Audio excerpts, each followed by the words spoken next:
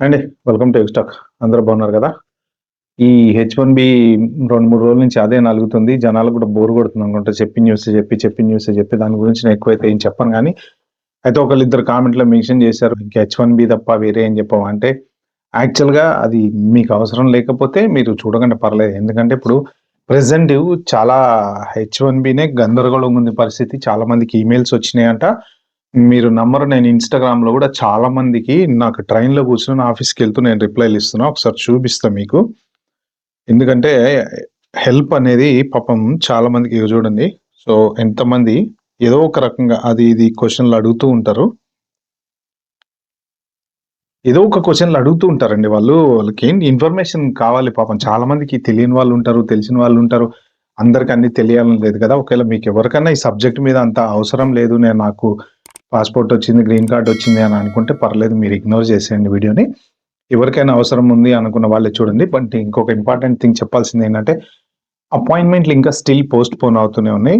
మీకిక్కడ 2, 3 appointments నేనిక్కడ screen మీద చూపిస్తాను నేను. నా సోషల్ మీడియాలో నేను గ్యాదర్ చేసినవి. ఇది చూడండి. ఈ appointment my visa appointment got moved from January 29థ్, 2026 టు మార్చ్ 16థ్, 2027 అంటే 14 మంత్స్ పోస్ట్‌పోన్ అయిందట వీళ్ళ అపాయింట్‌మెంట్ వచ్చేసి. తర్వాత ఇంకొక 2, 3 గ్యాదర్ చేశాను నేను. ఇది చూడండి. Due to scheduling changes your visa appointment has been rescheduled to a new date. ఏ డేట్ ఇచ్చారు వాళ్ళకి? 11/6/2026 అంటే జూన్ 2026 ఇచ్చారనమాట. సో, ఇది కాక ఇలాగా నేను దాదాపు చాలా చూసా. నాకు 2, 3 కామెంట్స్‌లో మన ఇన్‌స్టాలో మెన్షన్ చేశారు. అపాయింట్‌మెంట్స్ అయితే రీస్కెడ్యూల్ దగ్గర 6 మంత్స్, 7 మంత్స్ తర్వాతకి కూడా జరుగుతున్నాయి. జనవరిలో వాళ్ళ అపాయింట్‌మెంట్స్ వచ్చేసేసి ఆల్మోస్ట్ కొంతమందికి నవంబర్, డిసెంబర్ వరకు మూవ్ అయినమనమాట. మళ్ళీ రీస్కెడ్యూల్ చేసుకోవచ్చా? లేదా? అనేది కరెక్ట్‌గా తెలీదు. దాంతో పాటు 221G అనేది ఆల్మోస్ట్ చాలా మందికి ఇస్తున్నారు అని చెప్పేసి నేను సోషల్ మీడియాలో కూడా చాలా చోట్ల చదివా నేను. జనరల్‌గా ఏంటంటే అది చెప్పా కదా! అడ్మినిస్ట్రేటివ్ ప్రాసెసింగ్ మళ్ళా సాయంత్రానికో, తెల్లారికో మీ వీసా ఈజ్ అప్రూవ్డ్ అని చెప్పేసి, స్టేటస్ అప్రూవ్డ్ అని చెప్పేసి అప్డేట్ అవుతుంది. కొంతమందికి అవ్వట్లేదు. సరే ఇగ ఆ టాపిక్ మళ్ళీ సేమ్ టాపిక్ మళ్ళీ మనం మాట్లాడుకోకుండా యాక్చువల్‌గా ఏంటి అసలు ఎందుకు ఈ గోలంతా ఏంది? వాళ్ళు వీసానే ఎందుకు రివోక్ చేస్తున్నారు అనే దాని లాజిక్ నేను మీకు ఎక్స్‌ప్లెయిన్ చేస్తానండి. యాక్చువల్‌గా వీసా రివోక్ చేసినా మీరు స్టిల్ రూల్ ప్రకారం అమెరికాలో ఉండొచ్చు కదా! ఇది మనం ఈ హెచ్-1బీ లీగల్‌గా I-797 ఉన్నంత వరకు, I-94 వ్యాలిడిటీ ఉన్నంత వరకు. మరిప్పుడు వాళ్ళు వీసా రివోక్ చేయడం వల్ల యూజ్ ఏంటి? వాళ్ళు నాకు ఇన్‌స్టాగ్రామ్‌లో ఒక ముగ్గురు పంపించారు. యాక్చువల్‌గా వాళ్ళకి కూడా ఈమెయిల్స్ వచ్చినాయంట. ఇంకొంతమందికి ఏమని వచ్చినాయంటే you are ineligible to live in this country అనే టైప్‌లో కొన్ని అంటే ఇంకా వాళ్ళ వీసా మోస్ట్ ప్రాబబ్లీ ఇవ్వటానికి మీరు ఎలిజిబుల్ కాదు అనేటువంటి మెయిల్స్ కూడా కొంతమందికొచ్చినాయి. నెక్స్ట్ టైమ్ మీరు ఎప్పుడన్నా యూఎస్ దాటెళ్తే మాత్రం వీసా స్టాంపింగ్ చేయించుకొని రావాల్సిందే అని చెప్పి నిన్ననేమో కొంతమందేమో లీవ్ ఇమ్మీడియేట్‌లీ అని చెప్పి వచ్చినాయి అని చెప్పేసి కొన్ని ఈమెయిల్స్ వచ్చినాయి. సో, వాళ్ళు అడిగితే నేను కూడా అదే చెప్పా. ఏంటంటే యాక్చువల్‌గా డీయూఐ ఉంది. మెయిన్ ఎక్కడ ఎవరికొస్తున్నాయి డీయూఐ, డీడబ్ల్యూఐ. నిన్న చెప్పుకుంది సేమ్ అదే. మళ్ళీ కొత్త స్టోరీ అయితే ఏం అవసరం లేదు. అయితే వీసా ఎందుకు రివోక్ చేస్తున్నారు అంటే ఇక్కడ ఇంతకుముందు స్టూడెంట్స్‌కి సెవిస్ టర్మినేట్ చేశారు. అవును గదా! సెవిస్ టర్మినేట్ చేసినప్పుడు ఏమైంది? బల్క్‌లో టక కోర్ట్ కేసులు అయిపోయినాయి. కోర్ట్ కేసులు అయిపోయిన తర్వాత ఏముంది అందరు జడ్జిలు అలా ఎలా సెవిస్ టర్మినేట్ చేస్తారు? పిల్లలు చదువుకుంటున్నారు గదా! సడెన్‌గా వాళ్ళ సెవిస్ టర్మినేట్ చేయడానికి లేదు. మళ్ళీ సెవిస్ అందరూ రీఇన్‌స్టేట్ చేయండి అని చెప్పేసి కోర్ట్ చెప్పింది. అప్పుడు వీళ్ళేం చేశారు? టక మళ్ళీ డీఎస్ వాళ్ళకి చెప్పి ఎవరెవరివైతే టర్మినేట్ చేశారో వాళ్ళవి కొన్ని రీఇన్‌స్టేట్ చేస్తారు. ఇంకా కొన్ని క్రిమినల్ కేసులు అట్లాంటివి ఉన్న వాళ్ళవి మాత్రం చేయలేదు. ఓకే. ఇప్పుడు యూఎస్ఏఎస్ వాళ్ళు గనక మీ హెచ్-1బీ వీసా ఉంది. ఫర్ ఎగ్జాంపుల్ మీకు I-797 ఉంది, I-94 ఉంది. మీది ఎక్కడో ఏదో ఒక రకంగా టాక్స్‌లు కట్టలేదనో లేకపోతే ఏదన్నా చెప్పి ఆ రీజన్ కింద మీ హెచ్-1బీ వీసాలు ఏది I-797s అన్నీ క్యాన్సిల్ చేశారనుకోండి. ఫర్ ఎగ్జాంపుల్ ఒక 1000 మంది, 2000 మందివి ఏం చేస్తారు? కోర్ట్‌కెళ్తారు. కోర్ట్‌కెళ్ళిన తర్వాత కోర్ట్ ఏం చెప్తదంటే అట్లెట్లా వాళ్ళు ఇన్ని రోజుల నుంచి ఇక్కడ ఉన్నారు. వాళ్ళు జాబ్ చేస్తున్నారు, టాక్స్‌లు కడుతున్నారు. అట్లెట్లా క్యాన్సిల్ చేస్తామని ఫర్ ఎగ్జాంపుల్ అన్నదనుకోండి. అప్పుడు మళ్ళీ రీఇన్‌స్టేట్ చేయమంటారనమాట. సో, అందుకని ఏంటంటే ఇక్కడ మీరు అర్థం చేసుకోవాల్సిన సింపుల్ లాజిక్ ఒక దేశానికి పవర్ అనేది ఎక్కడుంటది? ప్రతి దేశానికి, ప్రతి ప్రధానమంత్రి గాని, ప్రతి ప్రెసిడెంట్‌కి గాని పవర్ అనేది ఎక్కడ ఉంటదంటే బోర్డర్ మీద ఉంటదన్నమాట. Simple as that border control. మన ఇండియానే తీసుకోండి. మన ఇండియా బోర్డర్‌లోకి ఎవడు ఎంటర్ కావాలి, ఎవడు ఎంటర్ కాకూడదు అనేటువంటి హక్కు మన ఇండియాకుంటది. దానికి సంబంధించిన ఆర్మీకి గాని, లేదు దానికి సంబంధించిన ప్రధానమంత్రికి గాని, లేకపోతే ప్రెసిడెంట్‌కి గాని ఇలా రాజ్యాంగం ప్రకారం కొంతమందికి కొన్ని హక్కులనేవి ఇస్తారనమాట. ఇప్పుడు ఈ బోర్డర్ హక్కు అనేది ఎవరికి ఉంటుంది అంటే అమెరికాలో ప్రెసిడెంట్‌కి ఉంటుంది. అదే ట్రంప్ గానియండి, బైడెన్ గానియండి, లేకపోతే ఆయన ఒబామా గానియండి, who ever it doesn't matter. So ఆ బోర్డర్‌లోకి ఎవరిని రానియాలి, ఎవరిని రానియొద్దు. ఎందుకు అంటే ఆయన దేశానికి ప్రెసిడెంట్ కాబట్టి, దేశాన్ని కాపాడతానని ఆయన ప్రమాణం చేశాడు కాబట్టి, ఆ దేశంలోకి దుష్ట శక్తులు రాకుండా కాపాడాల్సిన బాధ్యత ఆయనది కాబట్టి, ఆయనకి బోర్డర్ కంట్రోల్ మీద హక్కు ఉంటది. ఈ హక్కు జనరల్‌గా నాకున్న నాలెడ్జ్ అంతవరకు, నేను అటార్నీని కాదు కాబట్టి, ఈ హక్కుని జనరల్‌గా కోర్టులు గాని, లేకపోతే న్యాయవాదులు గాని ఎవరైనా సరే కాదనలేరు. ఎందుకు అంటే వాళ్ళు ఉండేది కూడా అదే దేశంలో. ఎవరైతే కోర్టులు గాని, న్యాయవాదులు గాని ఎవరైనా అటార్నీస్ గాని ఉండేది అదే దేశంలో. వాళ్ళ ప్రాణాల్ని కూడా కాపాడాల్సిన బాధ్యత ఎవరికుందండి? ప్రెసిడెంట్‌కి ఉంది. So end of the day president is the power of the country. ఆయనకి మిగిలిన రాజ్యాంగంలో ఉన్నటువంటి చేంజెస్ చేయడానికి అధికారం ఉన్నా లేకపోయినా ఒక దేశంలో ఆయన ఉండేటువంటి దేశాన్ని రక్షిస్తానని మాట ఇచ్చాడు కాబట్టి ఏ దుష్ట శక్తులను రానికుండా కాపాడాల్సిన బాధ్యత కూడా ఆయనదే కాబట్టి ఈ బోర్డర్ కి టచ్ అయ్యేటువంటి పాయింట్ అన్నమాట ఇది. ఇప్పుడు మీ వీసా గనక రివోక్ చేస్తే మీరు ఇవాళ కాదు, రేపు కాదు, ఇంకో 2 నెలలు కాదు, పోనీ సంవత్సరం కాదు, పోనీ 3 ఇయర్స్ H1 అయిపోయింది, మళ్ళీ 3 ఇయర్స్ ఎక్స్టెన్షన్ తీసుకున్నారు, 6 ఏళ్ల తర్వాత ఏదో ఒక రోజు పోకపోతారా మీరు? ఏదో ఒక రోజు ఇండియాకి వెళ్ళకపోతారా? One not the other day పెళ్లి చేసుకోవడానికో, లేకపోతే పేరెంట్స్కి బాగలేదనో, లేకపోతే ఇంకోటనో దేనికో ఒక దానికైతే వెళ్తారు కదా.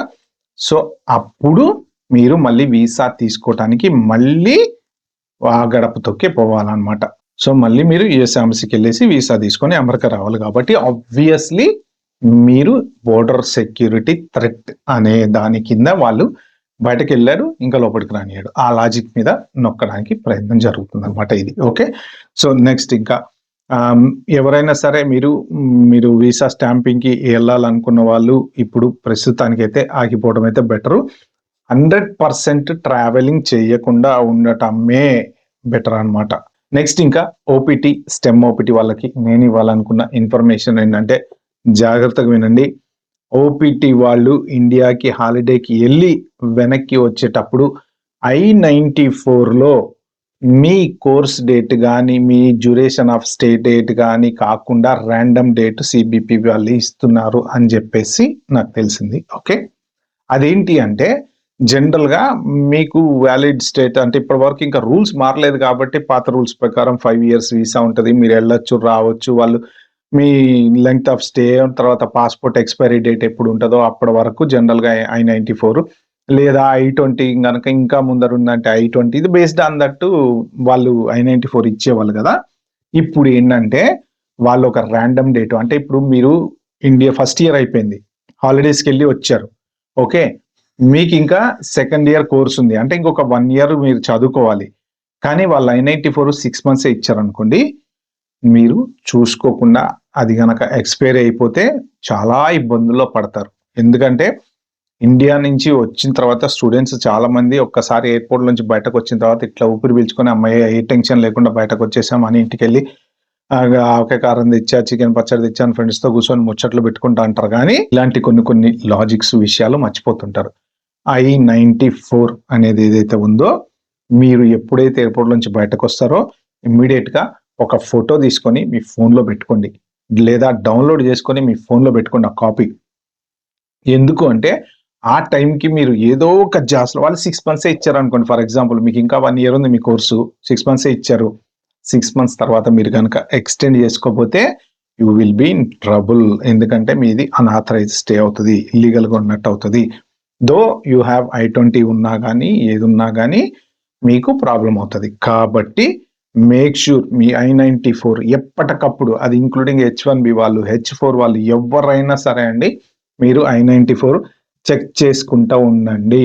ఎందుకంటే ఒక్కసారి I-94 ఎక్స్పైరీ అయిపోయిందంటే ఇప్పుడున్న పరిస్థితుల్లో ఎవరికన్నా వీసాలు రీబుక్ అయ్యి I-94 ఎక్స్పైర్ అయింది అంటే చాలా ట్రబుల్లో ఉన్నట్టే మీరు. సో నెక్స్ట్ ఇంకా స్టెమ్ ఓపీటీ రిజెక్షన్స్ చాలా అవుతున్నాయి.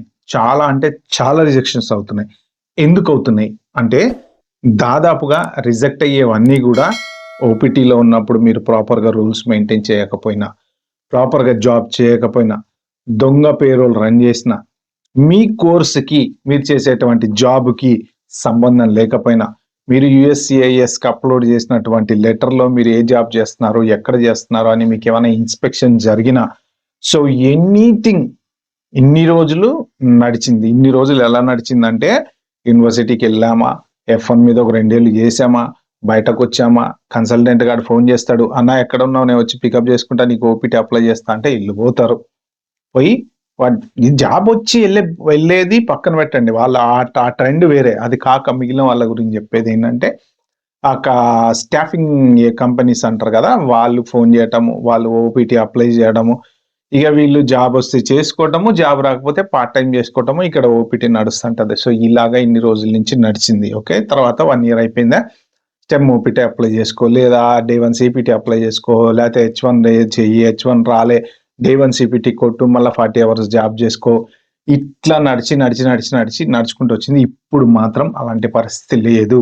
మీరు చదువుకున్నటువంటి కోర్సుకి, మీరు ఓపీటీలో చేసేటువంటి ఉద్యోగానికి కరెక్ట్గా గనక మ్యాచింగ్ కాకపోయినా, లేక ఒకవేళ మీరు పేరోల్ సరిగ్గా ప్రాపర్గా మీ 90 days వాడుకోకపోయినా, మీకు 90 days అన్ఎంప్లాయ్మెంట్ డేస్ ఉంటాయి కదండి, 90 days ఉన్నాయి కదా అని ఇష్టం వచ్చినట్టు ఎప్పుడు పడితే అప్పుడు 30 రోజులు, అప్పుడు 20 రోజులు, అప్పుడు 40 రోజులు వాడుకున్నారనుకోండి, అది కాదు. ప్రతిదీ కౌంటింగ్ ఉండాలి. వాళ్ళు అడిగేటువంటి దానికి ప్రతిదానికి క్లారిఫికేషన్ ఇవ్వాలి. సో మీ కంపెనీ ఎక్కడైతే మీరు ఓపీటీ మీద జాబ్ చేస్తున్నారో మీకు ట్రైనింగ్ ఇచ్చేవాడు కరెక్ట్గా ఉండాలి. ఇవి గనక లేకపోతే స్టెమ్ ఓపీటీ డెఫినెట్గా ఇంకా వచ్చే ఛాన్స్ లేదు. మీకు చూడండి ఒక్కసారి, US department of labour, the era of unrestrained prioritization of foreign labor is over. Through Project Firewall, we are working with the US EEOC to hold employers that abuse the H1B visa and discriminate against American workers accountable under the law. Americans first. Okay, మొన్న నేను ఒక video పెట్టాను కదా, దాంట్లో ఆమె చెప్పింది కూడా American workers are first. అంటే local, born and brought up, regardless of అది ఇండియన్స్ కానివ్వండి, లేకపోతే బంగ్లాదేశ్ కానివ్వండి, లేకపోతే ఇంకోటి కానివ్వండి, యుఎస్ సిటిజన్షిప్ ఉన్న ప్రతి వాడు వాళ్ళకి అమెరికన్ కిందే లెక్క అన్నమాట. సో వాళ్ళకి ప్రియారిటీ అనేది రావాలి. అందుకని చెప్పేసి వీళ్ళు మెయిన్ ఏదో ఒక రకంగా కట్ డౌన్ చేయడానికి ట్రై చేస్తున్నారు. మెయిన్ ఎవరైనా సరే ఇండియా వెళ్ళాలి అనుకుంటే, that including OPT, stem OPT, ఎవరైనా సరే వెళ్ళకండి. ఇంకొకటి ఏంటంటే స్టెమ్ ఓపీటీ కానీ మీరు వర్క్ ఫ్రమ్ హోమ్ మాత్రం చేయకండి ఇండియా నుంచి. ఎందుకంటే ఈ మధ్యన 2-3 కేసులు చూసాను నేను. ఎవరు మన ఏదో ఎయిర్పోర్ట్ కరెక్ట్గా గుర్తులేదు కానీ వర్క్ ఫ్రమ్ హోమ్ చేస్తున్నారని చెప్పి ఓపీటీ వాళ్ళని డిపోర్ట్ చేసి పంపించేస్తారంట. ఒక 4 రోజులు హాలిడేకి వెళ్తారు కదా, 2 వారాలు వర్క్ ఫ్రమ్ హోమ్ చేశాడంట ఇండియా నుంచి. సో డిపోర్ట్ చేసి పంపించేస్తారంట. You are not allowed to work from home on OPT అని చెప్పేసి. సో స్టెమ్ ఓపీటీ అయినా సరే, మొన్న నాకు ఎవరో కామెంట్లో మెన్షన్ చేశారు, స్టెమ్ ఓపీటీ దాని మీద వర్క్ ఫ్రమ్ హోమ్ చేయొచ్చా, మేము ఇండియా వెళ్ళి ఒక 2-3 weeks అంటే వద్దని చెప్పాను నేను. ఎందుకు వచ్చినా కూడా రిస్క్ అవసరమా? హాలిడేకి వెళ్ళండి, ఎంజాయ్ చేయండి, రండి, కానీ వర్క్ ఫ్రమ్ హోమ్ మాత్రం చేయకండి. సారీ, వీడియో లెంగ్త్ ఎక్కువైపోయింది. ఇది ఈ వీడియోలో చెప్పాలనుకుంది. ఇంకొకతను ఎవరో అడిగారు నన్ను, ఏది మన ప్రైవసీ సెట్టింగ్స్ ఎలా పెట్టాలని. అది అకౌంట్ ఇన్స్టాగ్రామ్ కానీ ఫేస్బుక్ కానీ అకౌంట్లోకి వెళ్తే మీకు ప్రైవసీ సెట్టింగ్స్ అనేవి ఉంటాయండి.